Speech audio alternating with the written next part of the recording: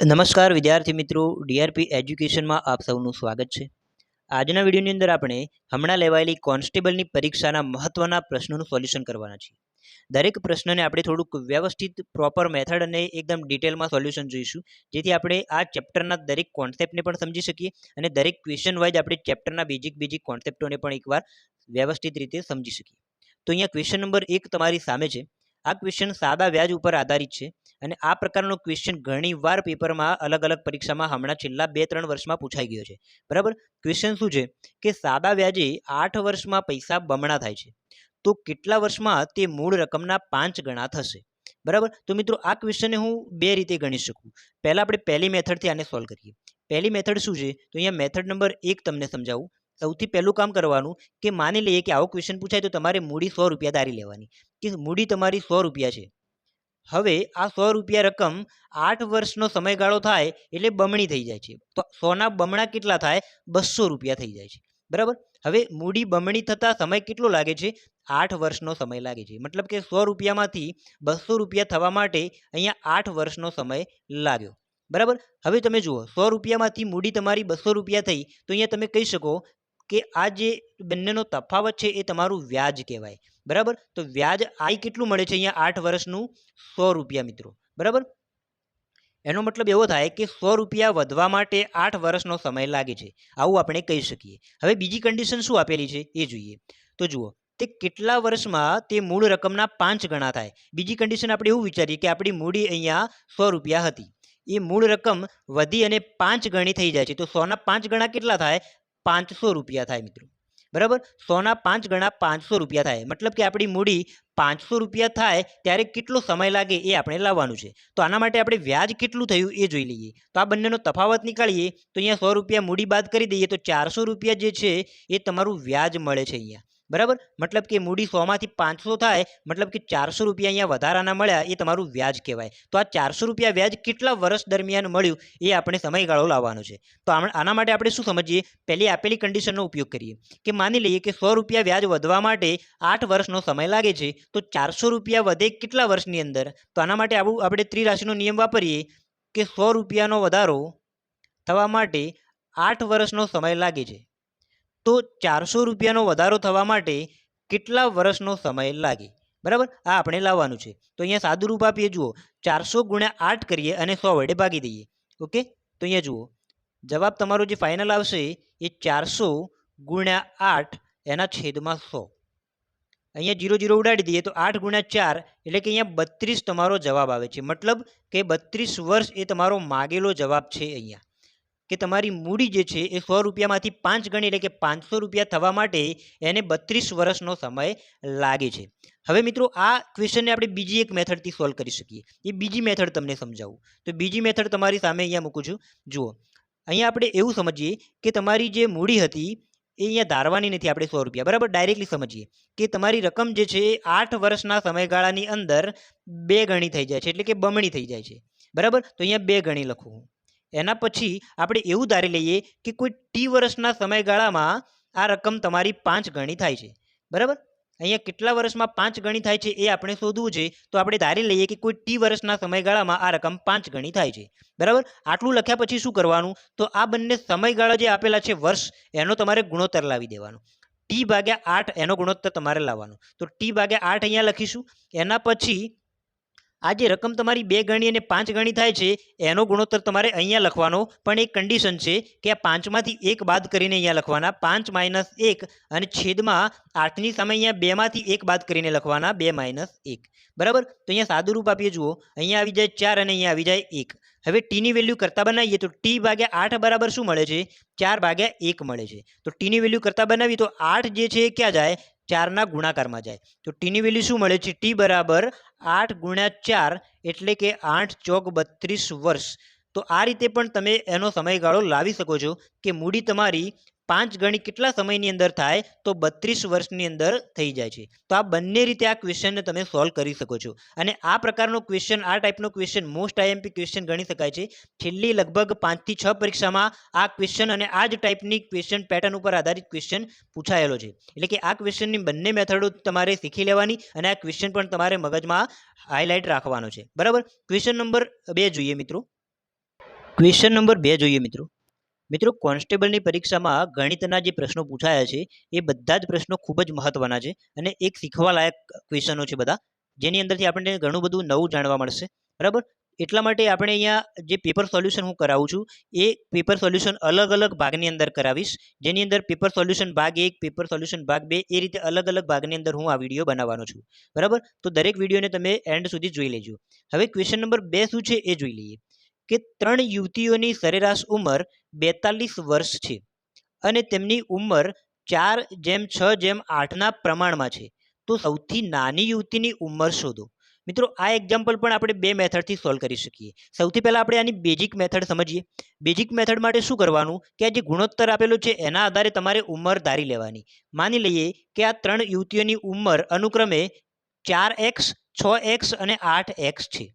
બરાબર, તો ત્રણેયની ઉંમરનો સરવાળો કેટલો થાય? તો સરવાળો કરીએ તો અહીંયા આટલો થાય 4x વત્તા 6x વત્તા 8x. બરાબર, આપણે એવું ધારી લઈએ કે 3 યુવતીઓની ઉંમર અનુક્રમે આ ગુણોત્તર પ્રમાણે 4x, 6x અને 8x વર્ષ છે, તો ત્રણની ઉંમરનો સરવાળો કેટલો થાય? 4x વત્તા 6x વત્તા 8x થાય. બરાબર, આ જે છે એ ત્રણેયની ઉંમરનો સરવાળો મળ્યો. હવે સરેરાશ તમને આપેલી છે, તો 3 યુવતીઓની સરેરાશ ઉંમર 42 વર્ષ હોય તો આ સરેરાશના આધારે તમારે શું કરવાનું? 3 યુવતીઓની ઉંમરનો સરવાળો લાવી દેવાનો. હવે સરેરાશ ઉપરથી સરવાળો કેવી રીતે મળે? તો સરવાળો બરાબર સરેરાશ ગુણ્યા યુવતીઓની સંખ્યા. તો અહીંયા સરવાળો કેટલો મળે છે? આ પણ સરવાળો છે અને એના બરાબર આપણે આ સરેરાશ ઉપરથી જે સરવાળો લાવીએ એ પણ ઉંમરનો જ સરવાળો છે, એટલે બંને સરખા હશે. બરાબર, તો આના બરાબર હું લખું સરેરાશ ઉપરથી જે સરવાળો મળે એ. તો 42 ગુણ્યા 3 કરીએ તો 3 યુવતીઓની ઉંમરનો સરવાળો મળી જાય. બરાબર, તો અહીંયા 42 ગુણ્યા 3. તો આ રીતે આપણે લખી શકીએ. હવે આનું સાદુરૂપ આપીએ તો અહીંયા જુઓ 6 અને 4 10 વત્તા 8 18x થાય. તો 18x બરાબર તમને અહીંયા મળે છે 42 ગુણ્યા 3 કરીએ તો 126 મળે છે. આનું સાદુરૂપ આપીએ અને એક્સની વેલ્યુ કરતા બનાવીએ તો એક્સ બરાબર કેટલા થાય? તો 18 સીતા 126, એટલે કે એક્સની વેલ્યુ તમને અહીંયા મળે છે 7.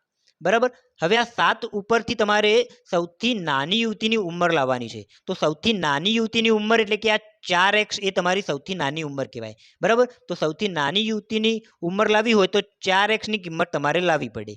4x એટલે કે 4 ગુણ્યા x કહેવાય. તો 4 ગુણ્યા x ની વેલ્યુ 7 મળી છે તમને. તો 4 ગુણ્યા 7 એટલે 7 ચોક 28 વર્ષ. આ 28 વર્ષ એ સૌથી નાની યુવતીની ઉંમર તમને મળી ગઈ મિત્રો. તો આ પ્રમાણે જોઈએ તો ઓપ્શન નંબર બી એ આપણો સાચો જવાબ છે મિત્રો. બરાબર, તો આ એક બેઝિક મેથડ હતી જેના આધારે તમે આનો જવાબ લાવી શકો છો. હવે આપણે એક બીજી મેથડ જોઈએ જે આના કરતાં થોડીક ઇઝી છે અને ફટાફટ જવાબ આવી જશે એની અંદર. તો એના માટે શું કરવાનું જુઓ, તમારે શું કરવાનું? સરેરાશ ઉપરથી ત્રણેયની ઉંમરનો સરવાળો લાવી દેવાનો. ત્રણની ઉંમરનો સરવાળો કેટલો થાય? તો 42 ગુણ્યા 3 જેટલો થાય. 42 ગુણ્યા 3 એટલે કે 126. આ તમારી 3 વ્યક્તિઓ અથવા 3 યુવતીઓની ઉંમરનો સરવાળો મળ્યો. બરાબર, હવે શું કરવાનું? સૌથી નાની વ્યક્તિની ઉંમર તમારે લાવી છે. તો અહીંયા સૌથી નાની વ્યક્તિ માટે આ જે નાનો ગુણોત્તર હોય એ સૌથી નાનું વ્યક્તિ કહેવાય. બરાબર, તો નાની યુવતીની ઉંમર લાવવા માટે તમારે આ સરવાળાને 4 વડે ગુણવાના અને છેદમાં તમારે આ ગુણોત્તરનો સરવાળો કરીને લખવાનો. 6 વત્તા 4 10 ને 8 18. તો અહીંયા તમારે 18 લખી દેવાના. બરાબર, સરવાળો જે તમે લાવ્યા એને તમારે નાના ગુણોત્તર વડે ગુણવાના અને આ ગુણોત્તરના સરવાળા વડે ભાગી દેવાના. તો આનું સાદુરૂપ આપીએ તો અહીંયા 18 સીતા 126 અને 7 ગુણ્યા 4 એટલે કે 7 ચોક 28 વર્ષ. તો આ રીતે પણ તમે સૌથી નાની યુવતીની ઉંમર લાવી શકો છો મિત્રો. બરાબર, આ બેઝિક મેથડ હતી અને આ એકદમ ઇઝી મેથડ હતી. બરાબર, આની અંદર તમને સમય થોડોક ઓછો જશે.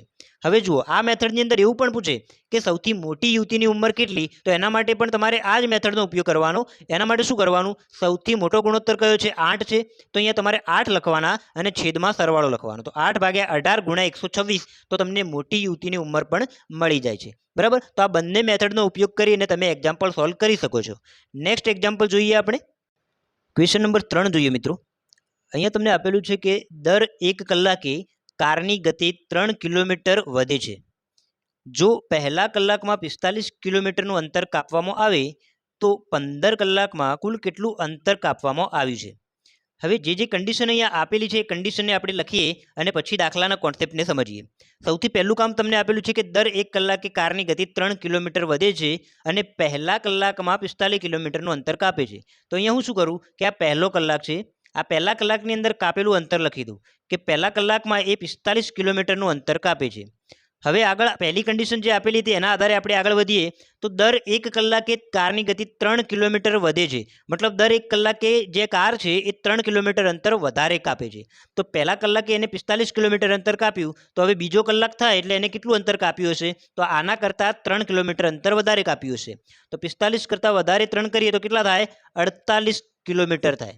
મતલબ કે બીજો કલાક થાય એટલે કારે 48 કિલોમીટર અંતર કાપ્યું.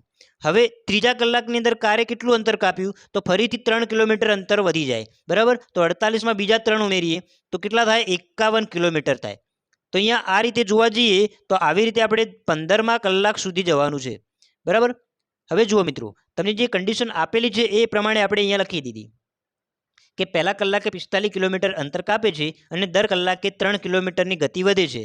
તો એ પ્રમાણે જોઈએ તો આ પ્રમાણે એક તમારી સામે બને છે કે પહેલા કલાકે 45, બીજા કલાકે 3 વધ્યા એટલે 48, ત્રીજા કલાકે 3 વધ્યા એટલે 51. એવી રીતે આપણે 15 કલાક સુધી લખી શકીએ, બરાબર. પણ જુઓ, આ ક્વેશ્ચનને જોતા તમને એક વસ્તુ સમજાઈ આવે કે અહીંયા સરખો વધારો થાય છે. 3 કિલોમીટર અંતર વધે છે, ફરીથી અહીંયા 3 કિલોમીટર અંતર વધે છે. તો આ જે ક્વેશ્ચન છે એ સમાંતર શ્રેણી જેવો દેખાય છે, બરાબર. તમે જોઈ શકો છો કે આ પહેલું પદ આપેલું છે, એના પછી 3નો વધારો, એવી રીતે 15મા પદ સુધી વધારો. તો આને આપણે સમાંતર શ્રેણીનો પ્રશ્ન પણ માની શકીએ, બરાબર. હવે જુઓ, પ્રશ્નને જોતા તમને ઝડપ, સમય અને અંતરનો પ્રશ્ન લાગે છે, પણ ક્વેશ્ચનને આપણે મેથેમેટિકલી રજૂ કર્યો ત્યારે એ ક્વેશ્ચન તમને સમાંતર શ્રેણી મુજબનો દેખાય છે. તો હવે આપણે આ ક્વેશ્ચનને સમાંતર શ્રેણીના ક્વેશ્ચનના આધારે ગણવા જઈએ તો કઈ રીતે ગણાય? તો જુઓ, આ એનું પહેલું પદ ગણીએ. 3નો વધારો જે થાય છે સરખો એને આપણે સામાન્ય તફાવત માની લઈએ અને આ 15મા કલાકને આપણે n તરીકે ગણતરી કરીએ તો આનો જવાબ તમને ઇઝીલી મળી જાય છે. તો એના માટે શું કરીએ? સૌથી પહેલાં આપણે a તરીકે પહેલું પદ લેવાનું 45. એના પછી d એટલે કે સામાન્ય તફાવત તરીકે તમારે આ જે સરખો વધારો થાય છે 3 એને લેવાના, અને 15 કલાકમાં કાપેલું અંતર એટલે કે n તરીકે 15 લેવાના, બરાબર. આ 3નો ઉપયોગ કરી અને આપણે કુલ કેટલું અંતર કાપે છે 15 કલાકમાં એ લાવવાનું છે. તો 15 કલાકમાં કાપેલું કુલ અંતર એટલે આપણે સમાંતર શ્રેણી મુજબ જોવા જઈએ તો એને SN કહેવાય, એટલે કે n પદોનો સરવાળો કહેવાય. n પદોનો સરવાળો એટલે SN બરાબર શું થાય? સૂત્ર આપણી પાસે છે n/2 કૌંસની અંદર 2a વત્તા n-1 ગુણ્યા d, બરાબર. હવે આ સૂત્ર મુજબ આપણે કિંમતો મૂકીએ તો શું ગણતરી થાય છે જોઈએ આગળની. તો અહીંયા જુઓ, એનની જગ્યાએ 15 મૂકવાના છે, કારણ કે 15 કલાકમાં કાપેલું કુલ અંતર લાવવું છે. મતલબ કે આ બધા અંતરોનો આપણે સરવાળો લાવવાનો થાય, બરાબર. તો અહીંયા S15 બરાબર શું થાય? 15/2 અને કૌંસની અંદર 2 ગુણ્યા a એટલે કે પહેલા પદના ડબલ.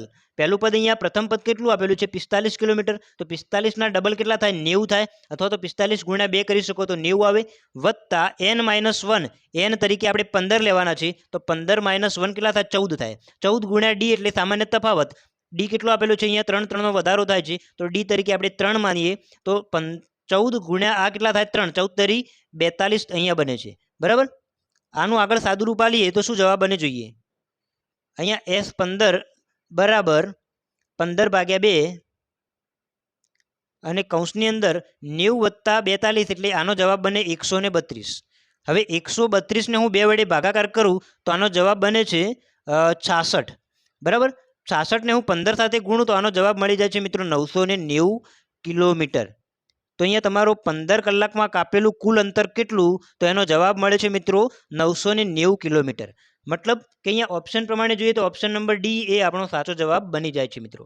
તો અહીંયા આ ક્વેશ્ચનમાં ટૂંકમાં તમને ગોથે ચડાવવાના અથવા તો રવાડે ચડાવવાના પ્રયત્નો કરવામાં આવેલા છે કે આ પ્રશ્ન જોઈ અને તમે ઝડપ અને સમયનો પ્રશ્ન માની અને થોડુંક વધારે વિચારો અને તમારો સમય વધારે વ્યય થાય, બરાબર. પણ પ્રશ્નને આપણે આપેલી કન્ડિશન પ્રમાણે રજૂ કરી દેવાનો મેથેમેટિકલી રીતે, અને મેથેમેટિકલ રજૂ કર્યા પછી એ ક્વેશ્ચન તમને સમાંતર શ્રેણીનો બની જાય છે, બરાબર. એટલે કે ક્વેશ્ચનને મેથેમેટિકલી રજૂ કર્યા પછી જોવાનું કે ક્વેશ્ચન કયા ચેપ્ટરનો અને કયા કોન્સેપ્ટ ઉપર બનેલો છે. એના પછી જ આપણે આ પ્રશ્નને આગળ ગણતરી કરવાની થાય છે, બરાબર. તો આ ક્વેશ્ચન જે છે એ સમાંતર શ્રેણીના આધારે આપણે ગણી શકો છો. તો એનો જવાબ મળે છે તમને 990 કિલોમીટર પ્રતિ કલાક. નેક્સ્ટ એક્ઝામ્પલ જોઈએ મિત્રો. ક્વેશ્ચન નંબર 4 જોઈએ મિત્રો. અહીંયા આપેલું છે કે એક કાટકોણ ત્રિકોણનો બીજો એક ખૂણો 35 ડિગ્રી છે, તો ત્રીજા ખૂણાનું માપ કેટલું હશે? મિત્રો આ એકદમ સિમ્પલ ક્વેશ્ચન છે. એક બેઝિક આકૃતિ અથવા ત્રિકોણના કોન્સેપ્ટને ધ્યાનમાં રાખી આ પ્રશ્ન પૂછેલો છે. સૌથી પહેલાં શું આપેલું છે કે કાટકોણ ત્રિકોણ. તો અહીંયા આપણે એક કાટકોણ ત્રિકોણ દોરી દઈએ. હવે કાટકોણ ત્રિકોણ બધાને ખ્યાલ હોય કે કાટકોણ ત્રિકોણમાં એક ખૂણો કાટખૂણો હોય, બરાબર. કાટખૂણો એટલે કે એક ખૂણો 90નો હોય, અને આ માની લઈએ કે આ કાટકોણ ત્રિકોણનો આ ખૂણો 90 ડિગ્રીનો છે, બરાબર. એના પછી આપેલું છે કે કાટકોણ ત્રિકોણનો બીજો એક ખૂણો 35 ડિગ્રી છે. તો ટોટલ કેટલા ખૂણા હોય? 1, 2 અને 3. એમાંથી એક 90નો છે અને બીજો એક ખૂણો 35નો છે. તો માની લઈએ કે આ ખૂણો 35 ડિગ્રીનો છે, બરાબર. તો હવે ત્રીજો ખૂણો કેટલાનો છે એ આપણે લાવવાનું છે. તો આ ખૂણાનું માપ આપણે શોધવાનું છે, બરાબર. તો હવે તમે જાણો છો કે ત્રિકોણના 3 ખૂણાઓના માપનો સરવાળો કેટલો થાય? 180 ડિગ્રી થાય. હવે 180 ડિગ્રીમાંથી આ બે ખૂણા બાદ કરી દો એટલે ત્રીજો ખૂણો તમને મળી જાય, બરાબર. તો અહીંયા ત્રિકોણના માની લઈએ કે આ એ, બી અને આ સી એ રીતે 3 અલગ અલગ ખૂણા છે, જેમાંથી બીનું માપ 90 ડિગ્રી, એનું માપ 35 ડિગ્રી છે. તો આપણે અહીંયા ત્રિકોણના 3 ખૂણાનો સરવાળો જોવા જઈએ તો કેટલો થાય? એ વત્તા બી વત્તા સી બરાબર 3 ખૂણાનો સરવાળો 180 ડિગ્રી થાય. આ કોન્સેપ્ટનો ઉપયોગ કરી અને એક માર્ક્સનો આ ક્વેશ્ચન તમારી સામે બનાવેલો છે, બરાબર. એકદમ બેઝિક કોન્સેપ્ટનો ક્વેશ્ચન હતો આ. એમાં શું કરવાનું કે આપણે સીની વેલ્યુ લાવી છે તો એ અને બીની વેલ્યુ અહીંયા લખી દઈએ. 35 ડિગ્રી વત્તા 90 ડિગ્રી વત્તા સી બરાબર 180 ડિગ્રી. હવે 180 ડિગ્રીમાંથી આપણે આ 35 અને 90 બાદ કરી દઈએ તો તમને સીની વેલ્યુ મળી જાય. તો ત્રીજો ખૂણો સી બરાબર કેટલા થાય? 180 ડિગ્રી માઇનસ આ બંનેનો સરવાળો. આ બંનેનો સરવાળો કેટલો થાય? તો 90 અને 30 120 ને પેલા 5 125. તો 125 ડિગ્રીનો જે ખૂણો મળે છે તમારે 180માંથી બાદ કરો તો આનો જવાબ મિત્રો મળી જાય છે 55 ડિગ્રી. એટલે કે ત્રીજા ખૂણાનું માપ અહીંયા મળે છે 55 ડિગ્રી. તો ઓપ્શન સી એ તમારો સાચો જવાબ છે મિત્રો.